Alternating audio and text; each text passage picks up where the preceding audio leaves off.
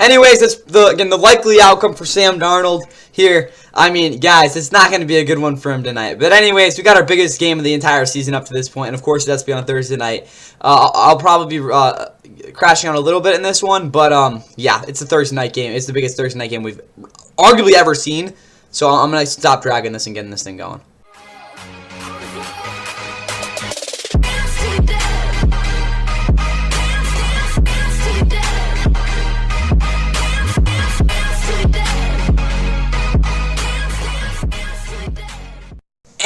With that, what is going on, guys? Welcome back to the Fun of It. Please like and subscribe. I hope you guys are ready for the last technical true Thursday night football game of the year. And it's an absolute dandy as the two top teams in the NFC in terms of record, only behind the Broncos' overall record. The Rams and Seahawks will be battling out here for first place. We'll get into this matchup. Just wanted to tell you guys, updates on things. Again, second half of this, prediction of sorts will be my official college football playoff bracket predictions. I did not do that in the pick'em for the Bowl Mania because I'll be honest with you guys, I kind of wanted to mess with you. But anyway, we'll get to the playoff bracket in a minute. But obviously, this game is much more important. Also, next week is Christmas is a week away. That's actually insane.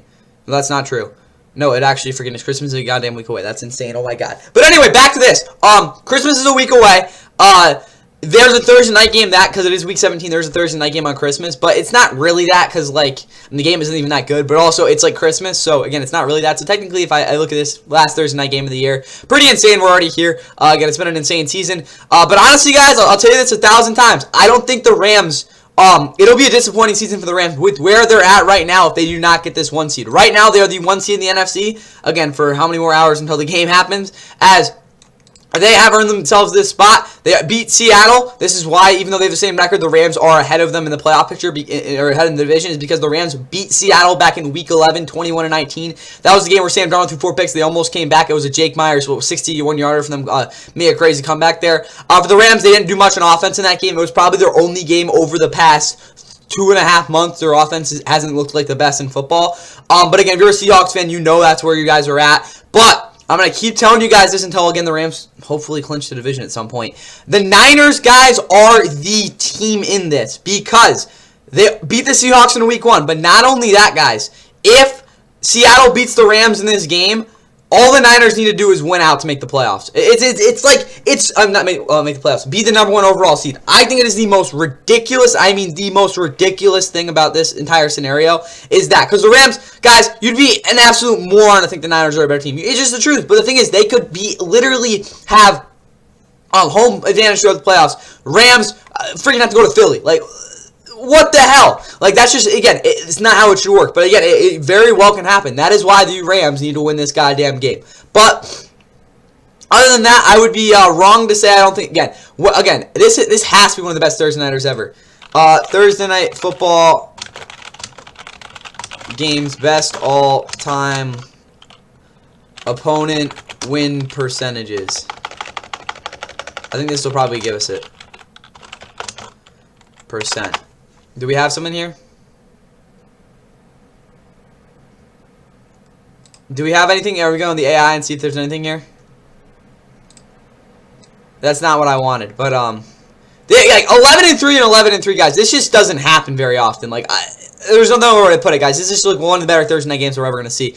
But off of the top, we go to the playoff picture, which again is obviously the biggest thing here. The winner of this game will be in first place in this division in whole sole possession. But also, if you're a Rams fan, just remember if we win this game, we are the biggest Colts fans in the entire world on Monday night. We will be. I might even buy a Philip Rivers jersey, guys. Like that's how much that means. Because if they're able to win, again, I'm not gonna try to look too ahead, but again, you kind of have to here. This game, find a way to win it. Colts beat the Niners on Monday night. You have the division in your hand. Again, you have honestly, technically, I guess, the number 1 seed in your hands in week. Against the Falcons on that Monday nighter. But anyway, we'll get there when we need to. That's a very long way away, even though it's like 10 days away. Rams, though, 11-3 are coming off one of their better games of the season as they put up 41 points in the Lions, beat them. Again, being able to come back in that one. Right now, again, they're 11-3 now. Seahawks also 11-3. They've had a very strong, push after, again, they lost that game to the Rams. They have only lost Oh, they've actually, yeah. They've lost 2 games at Lumen Field this year. That Week 1 game of the Niners and that Week 5 game against the Bucks. That was an absolute shootout, which hopefully this game turns into. But again, for this game, guys, it's very simple. Number 1 seed in the NFC's in the line. Again, a lot of other stuff's about to happen too. This game, though, as always for Thursday Night Football, will be at 8:15 on Amazon Prime Video. Not really anything else to talk about with that. The weather for this game is going to be pretty okay. No, I'm joking. It's going to be absolute crap. It's going to be 20 mile per hour winds, 50 degrees, which honestly is pretty generous. I don't know what we're doing with this. And also, it's going to be light rain. So, honestly, I think for the Rams fans, it's not the worst weather to be in. But, guys, let's be honest. We're going to have to run the goddamn ball in this one. But anyway, starting lineups for the Rams.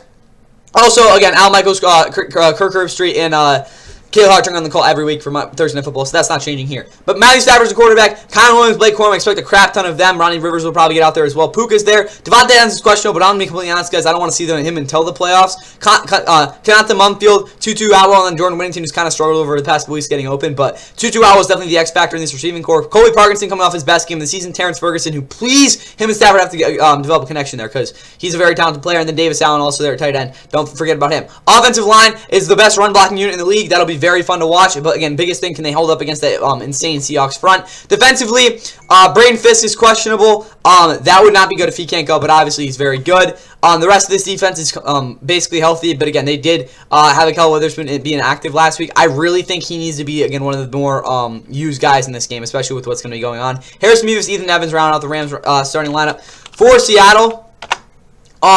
Again, I didn't talk about their game against the Colts last week, but I'm really pissed they freaking won that. But anyway, they knocked them off without scoring a touchdown, 18-16, so that's cool. Sam Darnold isn't coming off his greatest of weeks. They didn't run the ball well. JSN, Cooper Kupp, and Rashid Cheater, receiver. That's a different. Oh, no, that's not a difference. He played against the Rams. AJ Barner is there as well. Charles Cross will not be playing in this game. Mason Richmond, I guess, will start. Maybe, who knows. Rest of this offensive line is healthy. It's been very good this season defensively. Again, it's really the same group. Biggest differences, though, I expect a lot more of Jaron Reed in this game. Obviously, Byron Murphy, really just Leonard Williams, DeMarcus Lawrence are absolute monsters, and look out for Boyle Maffa, who has definitely been a little more silent than recently, than he has been in the past. Kobe Bryant had his best game of the season last week. Rest of the secondary is healthy. Jason Myers, Michael Dixon, a kicker and punter. Now moving over to see how good this game is. It's the best game we've probably seen all season in terms of, again, significance. So, again, you'd be pretty stupid to put it anywhere else. I've been thinking about this game for over a month now, or ever since that Rams and Seahawks game ended. So that's what we have there. Now finishing out the Rams and Seahawks prediction. Who do I see actually winning this game? I'm giving the Rams to win because, guys, the Rams have so much more to lose than Seattle here. If you're a Seahawks fan, you're saying, yeah, if we lose this game, again, is it like we're probably not going to win the division? Yes, but at the same time, say the Rams blow a game against the Falcons. No, that's not even true. Guys, both teams have so much to lose in this game. Because if you're Seattle, you lose this game, there's, again, like a 90,000% chance you're not going to win the division. Because even if you end up with the same record as the Rams, they have the season sweep on you guys. So you don't have that. And again, they're already a game up on you guys. Also, but the only saving grace you could say is that they play the Niners in Week 18. But the Rams also have so much to lose. Because like I said, if they lose this game, Seattle... well, I mean, again, I'm going to be honest with you guys. I think they're going to lose one of their last 2 games anyway. So, even if the Rams, again, if the Rams lose this game, not only are they a game behind the Seahawks, again, I think with a win, they'd have the tiebreaker. But, again, it's this simple. The Rams, they lose this, not only, again, both these teams are 11-3. The Rams would not only be a game behind the Seahawks, but also the Niners would be basically ahead of them for the division, which is just insane to think. It's just like, this is such a big game for both these teams. It's just that simple. And again, one team's going to have to lose, and it's going to really suck because there's like a 100% chance they're going to be in a wild card off of this. This division is bonkers. They have 3 teams with 10 or more wins. Again, 10-4 better records. I mean, again, something's got to give here. But again, if I'm a Rams fan, again, I am a Rams fan. But, yeah, this game just means so much. Too bad I'm missing the first quarter. Anyway, though, let's get to that college football playoff bracket prediction. Alright guys, I don't know exactly what I'm going to do for the playoff, not the playoff, Jesus, next week for, again, some college football, again, features here for the Christmas game. I might not do that though, maybe some sort of tier list, but again, since we do have 3 games, it's the last Thursday of, again, NFL football, which is crazy next week. I think we'll just kind of stick with that, but who really knows, maybe we'll add something in. But anyway, again, this is the final college football predictions I will be doing this season. I have been doing the game day predictions every single week of the college football season or something like that. I might have started a little late. Who really cares though? On top of that, we have had obviously the Bowl Mania picks. It's been really fun doing this all year, guys. You guys will see what I'll be doing next year with this. But anyway, as you guys see, you want to see my college football playoff predictions here. Again, we see our first round games. This one is actually tomorrow night. Pretty crazy with the Rose Bowl. But over to this. James Madison versus Oregon. This is the last game of the first round, if I'm not mistaken. James Madison shouldn't have even gotten in terms of their talent, but obviously they deserve to because, again, you got to get these group of 5 teams in there somehow. So they got in. They're much better, worse than Oregon, who is, again, a very, very good team. They've really proven themselves over the past month after being a little bit shaky, again, especially with that double-digit loss to Indiana at home. This game will be an absolute blowout. I'm going to say they win this one 35-3. It's going to be rough if you're a James Madison fan. But hey, at least you made it. Again, Texas Tech had the bye because they were one of the 4 highest ranked teams in the country because, again, also they won the Big 12. They have been the most dominant team in terms of point differential in the country as well. All right. Again, the game that is on Friday night, we have Bama and Oklahoma. This is a rematch of, again, an earlier game that happened in Tuscaloosa where Oklahoma's defense made Ty Simpson look awful. That was kind of the start of his downfall as they knocked them off 23-21. It's really the reason they're in the playoff. They're 10-2. They get a home playoff game. But honestly, guys, I think Alabama is the better team. Ty Simpson, I haven't done too much draft coverage and deep dive just yet. But in my opinion, I think Ty Simpson is the best quarterback in the country and the best quarterback in this draft class. That's my personal opinion. A lot of other people think much otherwise. But even if he goes back to school, I don't really think that'll make that much of a difference. But anyway, I am an Oklahoma fan in terms of college football. Again, I root for UConn and Oklahoma because, again, if I'm not going to be honest, guys, UConn is a freaking independent. They're doing their own thing. So, again, I'm gonna stick with that. But Oklahoma, it's my team. So, do I think Alabama is the better team? Absolutely. Oklahoma's offense is unbearable to watch. But honestly, guys, at some point, John Mateer is going to have to elevate this team. I think this will be the game he does it. Knocks off Oklahoma. Knocks off Bama. I don't see, again, as crazy as it sounds, I don't see Oklahoma's defense really actually winning this game for them. I think the offense is what ends up making the difference. I don't see it being obviously a high-scoring game, but I'll say Oklahoma wins this one. What are we going to say? 28-24. It's going to be a good game.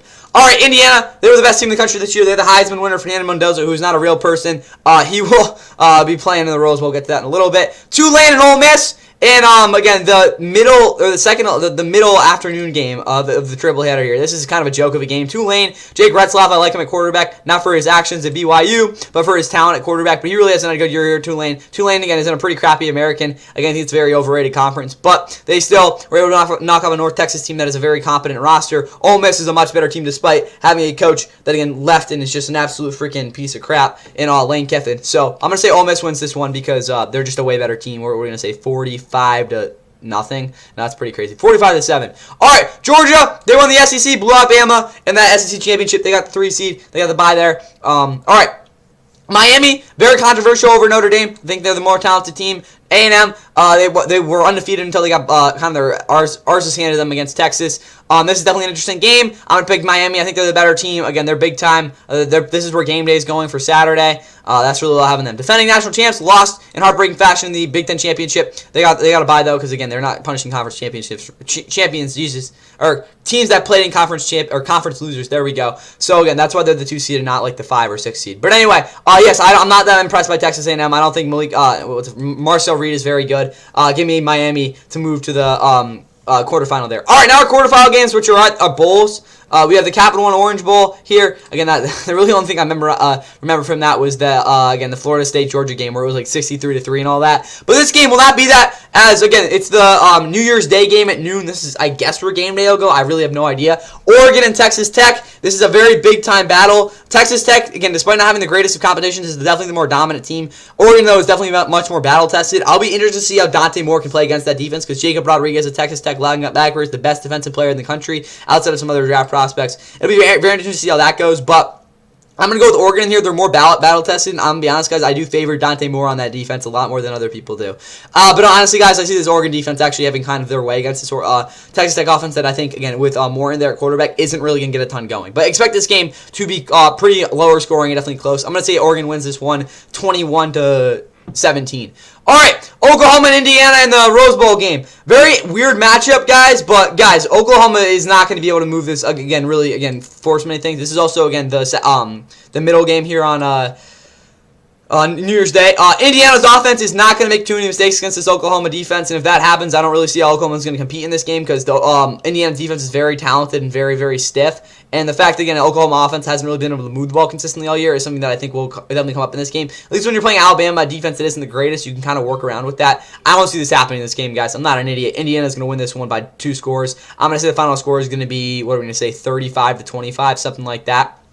Or 35-21. That's my final there.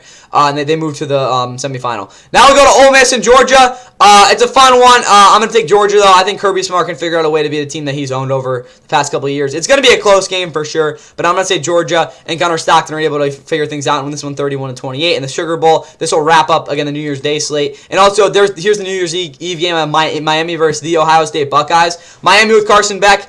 He has had, he's not had college football playoff experience. What the hell am I talking about? But, yes, he's a veteran quarterback. Julian Sayin is a sophomore. He's going to probably one of the best quarterbacks out of the draft, at least next year, unless he falls off a cliff. Ohio State, the defending national champions. I honestly think, guys, I'm picking Miami for this one. Again, I understand it's Cotton Bowl stuff, but I just feel Miami's defense with Ruben Baines just going to completely destroy that Ohio State offense. Obviously, a pretty leaky secondary, but I really expect that Miami offense to go toe-to-toe with Ohio State, even though Ohio State has the best defense in the country. It's going to obviously be lower scoring because, again, Ohio State just doesn't give up stuff, but I'm going to say they win this one 20-17. Force a couple big-time Julian saying mistakes to win that one. Now, again, big upset there for Miami, too. Now we move on to our college football playoff semifinals. Chick-fil-A Peach Bowl. This is the one in Atlanta. Give me Indiana in this one. I think they were better than Oregon when they played them back, again, in what was it, week 8? Again, at Eugene, I think they're still a better team. Give me Indiana going to the national championship. It's just insanity there. But hey, they're the team, bro. Give them their props there. Now Miami and Georgia. I want to pick Miami for this game, guys, but I don't know. Again, they don't really match up the greatest against Georgia. So I'm gonna take Georgia in this one. What are we gonna say? So we didn't give a score for this one.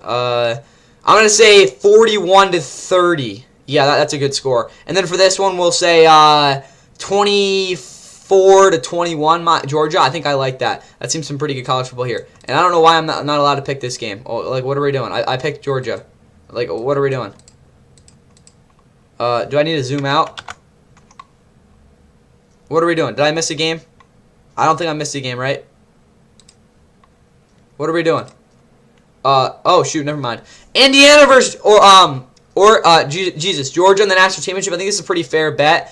Realistically, I really want to pick Indiana because they're not going to be here next year. But I'm going to actually take Georgia to win the whole thing. Again, it's not everyone's favorite pick, but it's going to be the one I end up making. What the hell? 11. What are we going to say the over/under is at? Like 47. So we're going to say 11 times 47. Yeah, I know I'm doing some math here. It's 517. We're saying 520 total points in the playoff. So that is what I have there. I hope you guys don't get too mad about these college football playoff predictions. I didn't go too crazy with these. It's not, again, it's kind of chalk, but not really. You got to pick one upset in there or something like that. But anyway, that's all I have for you guys here. And that's the end of the college football predictions for this year. Again, it was really fun to do. Again, I'll have my March Madness bracket out when that needs to be coming out. But that's all I have for you guys here. Enjoy the Seahawks and Rams game, guys. It's, again, the last big-time Thursday nighter game we'll have all season. Huge one to see. But, again, I'll be praying in that one. That's all I have for you guys here. And, yeah, see y'all for the recap of that sucker tomorrow. And also the preview because we have Saturday games and predictions to make there for the NFL. That's all I got for you guys here. Again, enjoy your college football playoff. And, again, that Monster Thursday nighter.